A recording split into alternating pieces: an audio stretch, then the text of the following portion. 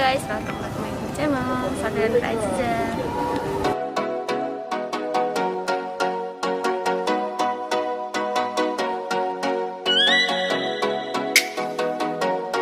Hai, assalamualaikum warahmatullahi wabarakatuh. Kembali lagi ke belajar bareng Vira. Kali ini aku ingin membahas tentang tugas besar aku yang pertama dan yang kedua. Yang pertama itu kalian tahu sendiri bahwa aku itu meneliti tentang perusahaan asuransi, sedangkan yang kedua ini aku meneliti tentang perusahaan manufaktur. Nah, di sini kita lihat dulu siklus pembelian dan pembayaran pada kasus tugas besar 1 dan 2. Nah, jelaskan sebenarnya akun apa aja yang dapat diaudit di siklus tugas besar 1 aku dan tugas besar 2 aku.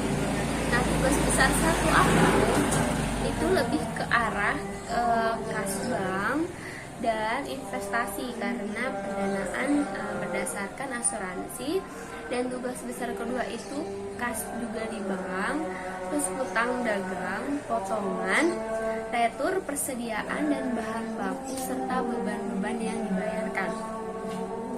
Nah, yang 1B ini jelaskan bagaimana proses pencatatannya.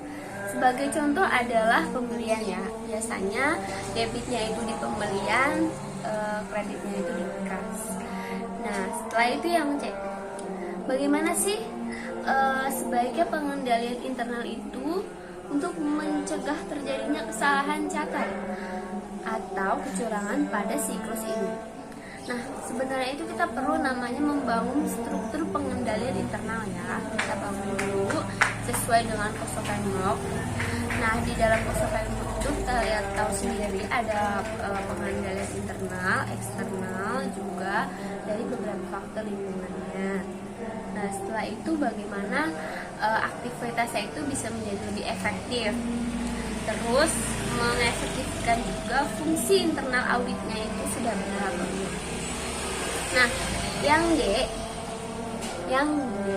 bagaimana caranya menguji pengendalian atas siklus pembelian maupun pembayarannya?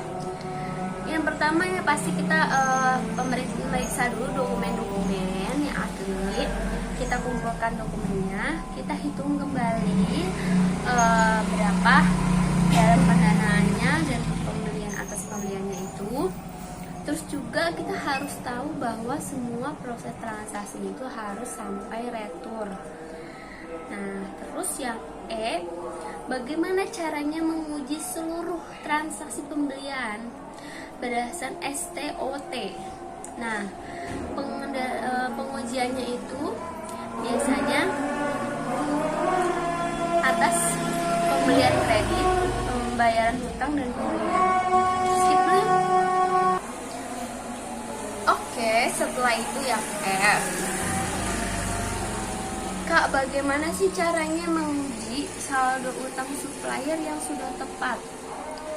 Sebenarnya itu kita harus tahu ya dari supplier itu bagaimana cara sistem perhitungannya mereka. Kita jauh juga bahwa itu kita perlu hitung kembali, dan kita perlu yang namanya perjanjian ya atas cross check di antara dua belah pihak antara perusahaan dan suppliernya. Terus yang G, apa saja yang dapat kita lakukan dalam pengujian analisis atas siklus SAP ini? Nah, di dalam yang pertama tadi itu satu aku itu menggunakan perusahaan asuransi, maka hutang atas pencairan saldo yang diklaim oleh customernya. Yang kedua itu biasanya yaitu hutang atas beban-beban di tahun sebelumnya dan di cross check di tahun sekarang. Nah, ternyata ini juga berakibat juga kepada siklus pendanaan serta siklus pengembalian, oke? Dan di sini juga apa sih akun yang berkaitan dengan siklus pendanaan? Biasanya siklus pendanaan itu ada hutang-hutang, beban-beban, premi, serta beban lainnya. Biasanya itu kalau asuransi premi ya maksudnya. Yang kedua itu bagaimana proses pencatatannya? Jurnalnya itu kas pada hutang bank. Nah, itu juga kasnya sesuai tidak dengan hutang banknya. Nah, yang C ini, Kak, bagaimana sih sebaiknya pengendalian itu kita cegah agar tidak terjadi kesalahan pencatatan? Nah, pertama adalah kita tahu sendiri kita harus memiliki pengendalian internal yang baik. Kembali lagi ke Course Learnbook ya. Nah, setelah itu kita mengawasi kinerja, terus melakukan namanya evaluasi secara berkala terhadap beberapa kinerja karyawan dan tingkah laku karyawan. Apakah itu merugikan atau tidak? Itu berefek banget. Terus bagaimana caranya menguji pengendalian touch atas siklus pendanaan ini? Nah, gimana ya kalau kita itu harus tahu atas bukti pencatatan kita? Bukti pencatatan kita harus tahu dulu nih dokumen-dokumen atas pencatatan-pencatatan yang telah kita lakukan. Biasanya kita harus mengumpulkan terlebih dahulu semua dokumen-dokumen yang setelah kita catat. Habis itu kita harus minta namanya pertanggungjawaban kepada siapa yang mengikutnya. Terus juga bagaimana jika terjadi kesalahan akan melakukan yang namanya revisi. Kita harus perlu tahu itu. Terus yang E2E nih, bagaimana caranya menguji seluruh transaksi pencatatan bunga pinjaman selama periode. Nah, pencatatan bunga itu biasanya ada namanya bunga margin atau bunga premi. Nah, kita harus ada kesepakatan di awal bagaimana persentase bunga tersebut dan berapa nominalnya. Kita perlu namanya bukti atau sebagai contoh lampiran-lampirannya, terus pencatatannya bagaimana, dokumen-dokumen terlampirnya bagaimana. Kita harus perlu tahu itu dulu. Terus habis itu setelah itu Kak, bagaimana sih caranya menguji seluruh saldo utang jangka pendek maupun utang jangka panjang yang tercatat di dalam laporan keuangan? Nah, perlu kalian tahu dalam pencatatan itu namanya ada review dan double cross check terhadap karyawan 1 dan karyawan 2. Biasanya di perusahaan aku sendiri itu ada namanya siapa yang mengerjakan maka siapa yang cross check. Nah, di situ nanti ada laporannya, apakah dia melakukan kesalahan atau dia tidak melakukan kesalahan. Kayak banget ya. Terus habis itu hal apa saja yang dapat kita lakukan ketika melakukan pengujian analitis. Nah, kita harus bandingkan dulu nih dokumen asli, dokumen yang sudah kita kerjakan. Balik lagi, kita harus revisi apabila terjadi kesalahan. Nah, yang ketiga,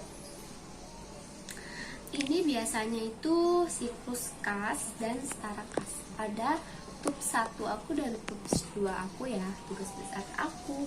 Nah, bagaimana sebaiknya pengendalian internal itu dilakukan untuk mencegah terjadinya kesalahan catat nih dalam mencegah kecurangan? Kita harus tahu yang namanya SOP perusahaan. Nah, dalam pencatatan itu kita juga perlu tahu siapa yang ditugaskan untuk mencatat, meng-cross check, terus bagaimana alurnya. Kita pastikan dulu alur-alur yang sudah kita lakukan itu sudah benar, tanpa ada yang tertinggal. Nah, setelah itu kita perlu tahu namanya hukuman atau yang namanya itu akibat dari kesalahan-kesalahan yang kita buat di revisi maupun kita harus namanya dibatalkan prosesnya, maka itu kita harus ada pengendalian itu ya. Nah, sesuai dengan internal pengendaliannya. Terus bagaimana caranya menguji pengendalian touch atas investasi atau reksadana? Ya, gampang banget ya kalau misalnya kita mau pencatatan atas reksadana atau investasi. Karena sebelum seseorang itu melakukan penanaman modal yang namanya investasi, itu namanya adanya perjanjian atas pendapatan bunga, perjanjian apa yang kita dapatkan, terus juga bagaimana jika nanti investasinya itu cair, pembagian hasil, kita perlu namanya ada pengujian, review, dan bukti-bukti perjanjian awal. Nah, terus di sini bagaimana caranya kamu menguji seluruh saldo kas kecil dan saldo di bank memang benar ada. Kalau misalnya kita mau menguji saldo di bank, kita harus perlu tahu bahwa kita berurusan dengan bank. Nah, bank itu juga tidak pernah yang namanya asal kakak, karena dia perusahaan pemerintah di mana semua bukti itu ada ketika seseorang itu melakukan transaksi keluar dan masuk. Nah, di situ kita meminta namanya bukti-bukti saldo-saldo yang keluar di mana perusahaan kita itu mengeluarkan kas besar ataupun kecil. Nah, dengan pertanggungjawaban dari bank. Nah, lalu setelah kita udah mendapatkan rincian-rincian dari bank, maka kita dapat proses itu. Ingat, jangan sampai ada yang tertinggal karena berbahaya juga buat perusahaan kita. Selanjutnya nih yang terakhir. Oke, yang terakhir ya, jangan gugup nih. Nah, hal apa aja sih yang dapat kalian lakukan untuk pengujian analisis dalam siklus kas itu? Kita lihat dulu perhitungan rasio-rasio keuangannya. Kita juga lihat dulu bagaimana pengendalian internalnya, sudah sesuai dengan SOP, sudah sesuai dengan cost of remel, sudah sesuai dengan kontrak internalnya. Nah, setelah itu baru kita bisa memastikan bahwa itu dikatakan benar. Oke, semoga ini bermanfaat banget buat kalian. Aku mohon sekali untuk like, comment, dan subscribe. Bye bye, see you. Assalamualaikum warahmatullahi wabarakatuh.